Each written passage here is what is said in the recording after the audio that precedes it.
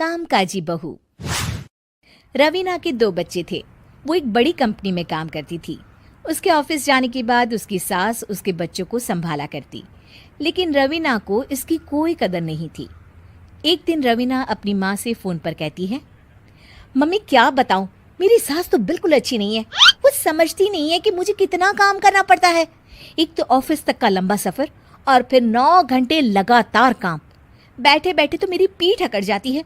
खुद तो सारा दिन घर में मजे करती है, जब मन करा सोए, जब मन किया खाए। तभी उसकी सास वहां आ जाती है। अच्छा माँ, मैं बाद में आपको फोन करती हूँ।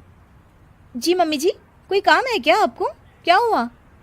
रवीना बहू, सारा दिन तो तू ऑफिस के मजे लेती है, लेकिन यहाँ ये बच्चे मुझे आराम भी नहीं करने देते।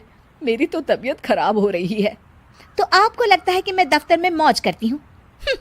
आपको क्या समझाऊं, छोड़िए। माँ, काम करना भी जरूरी है। मजबूरी नहीं होती तो मैं खुद ही अपने बच्चों को देख लेती। अब आज तो छुट्टी है ना, आज तो कम से कम घर का काम कर ले। बहू काम शुरू करती है। बच्चे के साथ काम करना उसके लिए असंभव हो जाता है। वो जाकर बच्चा सास को देती है और कहती है, मम्मी जी जरा बच्चा तो पकड़ लीजिए, मैं घर का काम कैसे करूं? जैसे मैं करती हूँ रोज बच्चे के साथ। तुझे बताऊं तो तू सोचती है कि कोई बड़ा काम तो है नहीं, बच्चा तो सोता रहता है। अब देख लिया। खैर, बस मैं यही तुझे समझाना चाहती थी। ला, बच्चा मुझे दे और काम कर।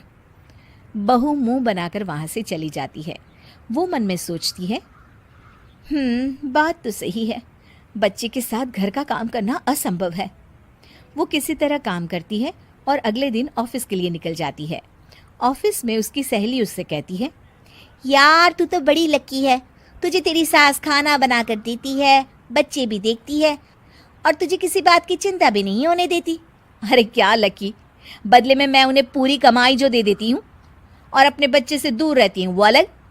हर किसी को ना दूसरे की प्लेट में ज्यादा घी दिखता है। जा अपना काम कर। अरे फिर भी ये तो है, यहाँ हमारे बच्चे को मैं क्रैश में छोड़ती हूँ, हर पल डर लगा रहता है कि क्या कर रहा होगा।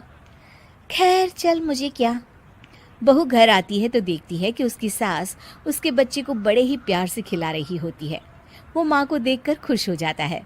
बहू मन में सोचती है कि बात तो सही है, सासू माँ सारा दिन काम करती है, मैं ऑफिस से आकर भी काम नहीं करती हूँ।